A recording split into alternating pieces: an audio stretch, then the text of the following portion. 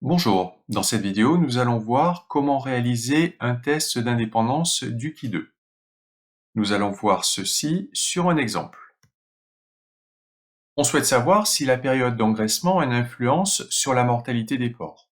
Pour chaque saison, plusieurs bornes ont été engraissées et on a relevé pour chaque saison le nombre de porcs emmenés à l'abattoir et le nombre de porcs morts en post-sevrage ou à l'engraissement. Les résultats sont présentés dans le tableau suivant, où vous avez le nombre de vivants et de morts pour chacune des saisons. Au vu de cet échantillon et risque de 5%, peut-on affirmer que la période d'engraissement a une influence sur la mortalité des porcs? Pour répondre à cette question, nous allons réaliser un test d'indépendance du Qui2.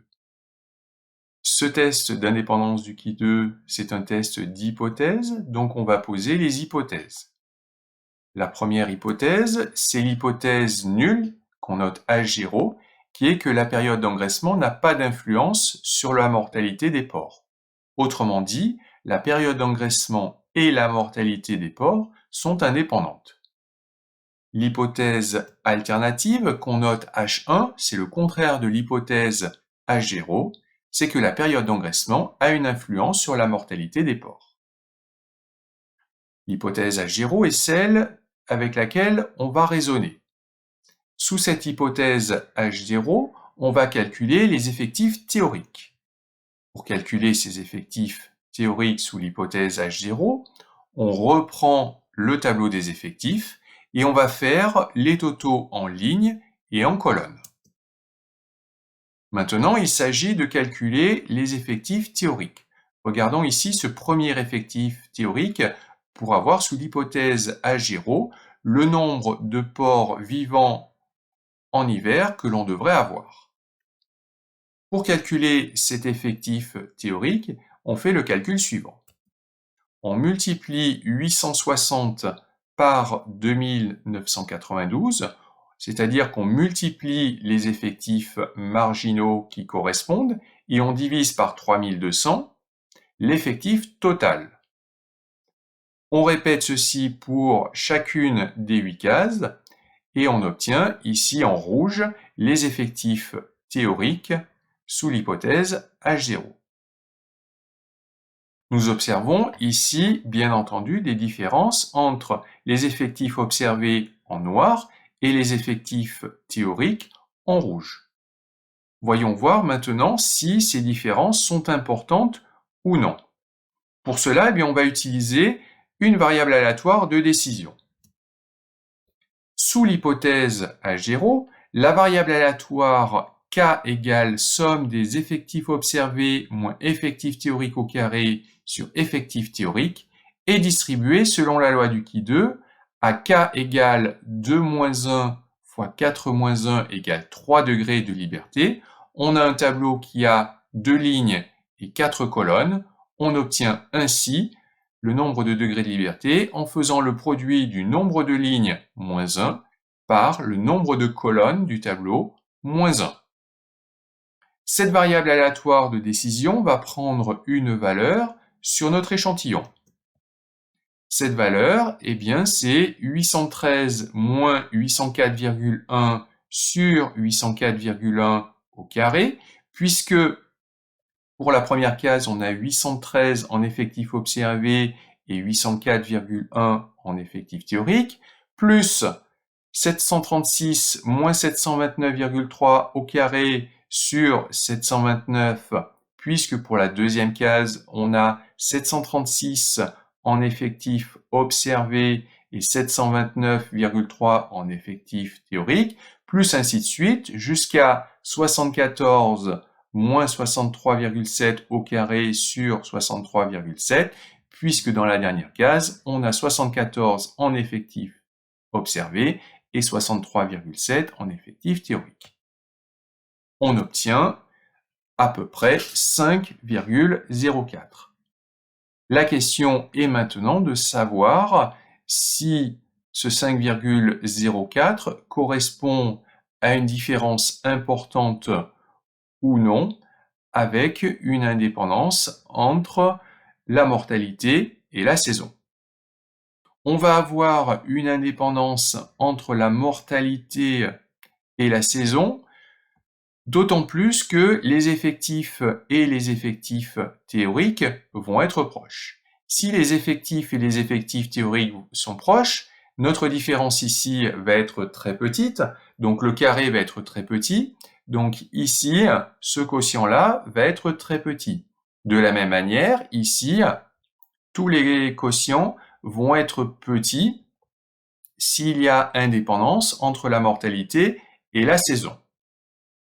Si en revanche il n'y a pas indépendance entre la mortalité et la saison, il va y avoir certains de ces quotients qui vont être grands, ce qui va conduire à ici une valeur calculée qui est grande.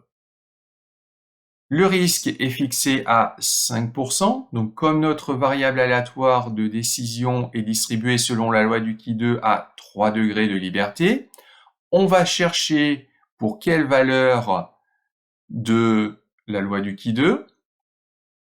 On a une probabilité d'avoir une valeur supérieure à cette valeur qui est égale à 5%. Cette valeur, on l'obtient avec la calculatrice. C'est la valeur qui2 3 0,95 et elle vaut 7,81. On va voir comment est-ce qu'on obtient cette valeur-là avec GeoGebra et ensuite avec différents modèles de calculatrice. Pour obtenir qui2 3 0,95 avec GeoGebra, dans le menu affichage, ici, on va choisir calcul de probabilité, on va masquer graphique et on va masquer algèbre. Notre loi de probabilité, c'est une loi du qui2 à 3 degrés de liberté. Donc ici, je vais chercher qui carré.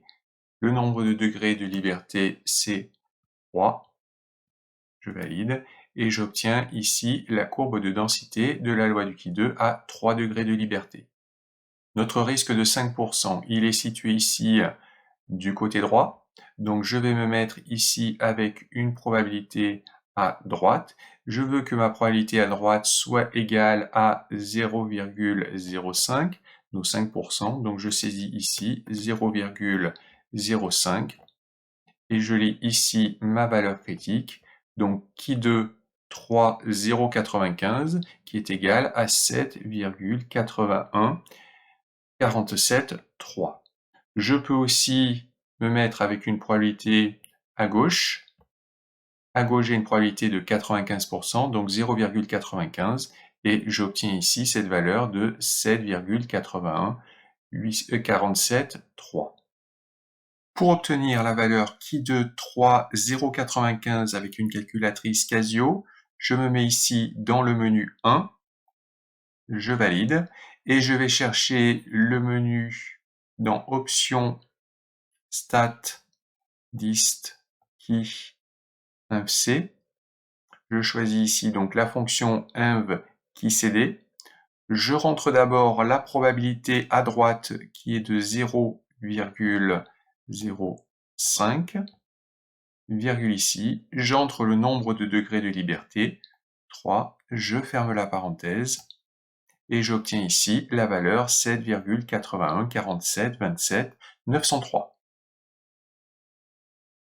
Pour obtenir qui2 3 0,95 avec une calculatrice TI, on va raisonner de manière graphique.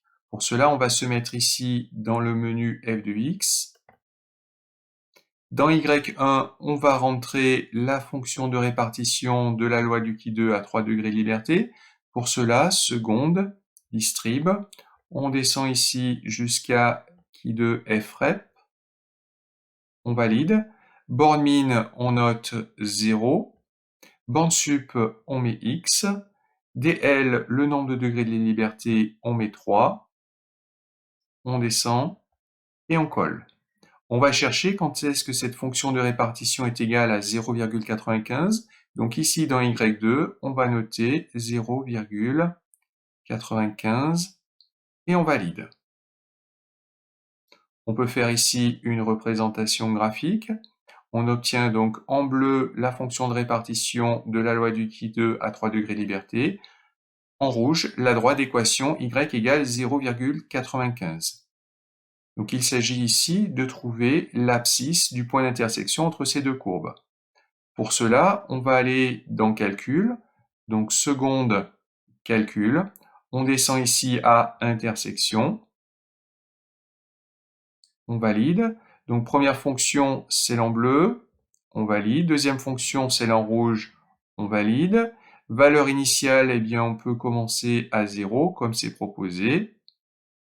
Le résultat, ici, x, eh bien, c'est notre Qui2 3 0,95 qui vaut 7,8147 279. Pour obtenir Qui2 3 0,95 avec une calculatrice de marque Numworks, on va se mettre ici sur le menu Probabilité. On valide.